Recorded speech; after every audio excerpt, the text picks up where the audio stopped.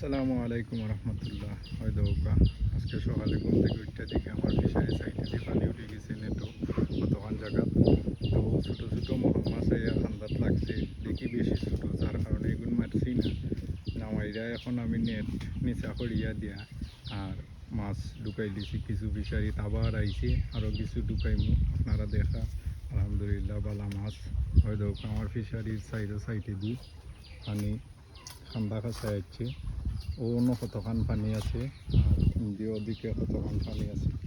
ওই দৌকা খুব সুন্দর মাছ, আপনারা দেখরা ইনশাল্লাহ। এখন বড় হইলে আবার খাইব মারিয়া। ওই দৌকা খুব সুন্দর ছোটো ছোটো মাছ।